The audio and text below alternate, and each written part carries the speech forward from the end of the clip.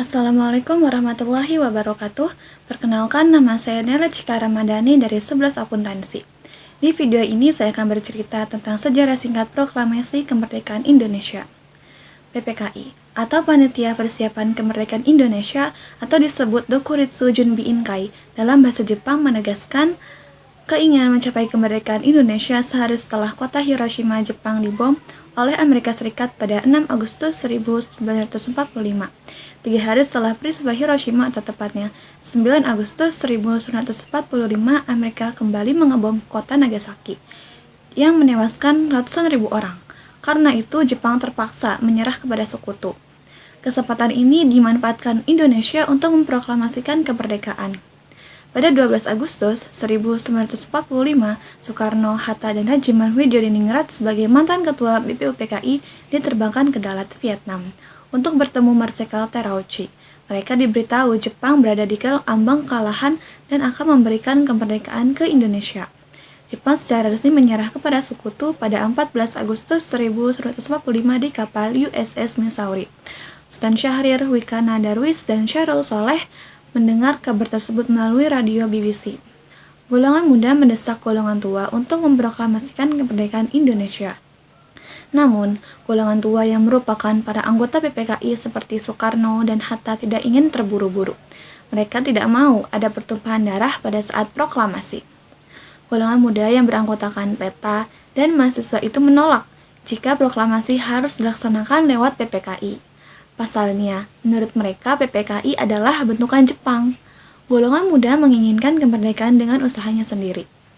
Sultan Syahrir yang termasuk dalam golongan muda menjadi tokoh pertama yang mendesak Soekarno dan Hatta segera untuk memproklamasikan kemerdekaan. Pada 15 Agustus 1945, rapat resmi diadakan di Pegangsaan Timur Jakarta.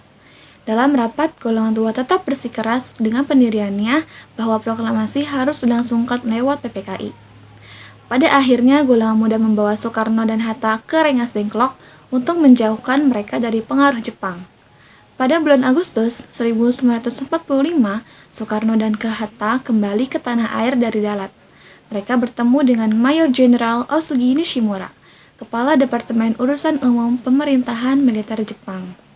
Nishimura mengemukakan bahwa Jepang harus menjaga status quo dan tidak dapat memberi izin untuk mempersiapkan proklamasi kemerdekaan Indonesia seperti yang dijanjikan oleh Marsekal Terauchi di Dalat. Soekarno dan Hatta menyesali keputusan tersebut dan menuju ke rumah Laksamana Tadashi Maeda untuk melakukan rapat guna menyiapkan teks di proklamasi. Penyusunan teks proklamasi dilakukan oleh Soekarno, Muhammad Hatta, dan Ahmad Subarjo dan disaksikan oleh Soekardi, BM Diah, Sudiro, dan Sayuti Melik. Teks proklamasi ditulis oleh Insinyur Soekarno sendiri. Sayuti Melik menyalin dan mengetik teks tersebut menggunakan mesin tik.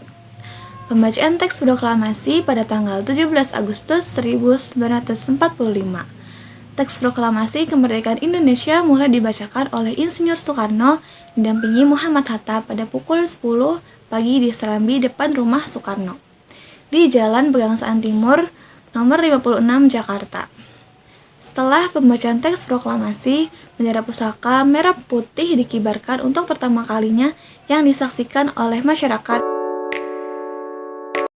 Proklamasi yang dibacakan Soekarno dan Hatta sebagai pemimpin bangsa di hadapan rakyat Indonesia ini mencerminkan tekad untuk mewujudkan kemerdekaan, keadilan, dan kedaulatan rakyat.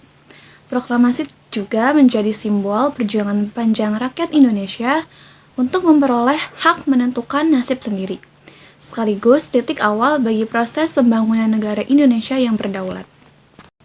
Sekian itu saja cerita singkat sejarah proklamasi kemerdekaan Indonesia. Kurang lebihnya mohon maaf. Wassalamualaikum warahmatullahi wabarakatuh.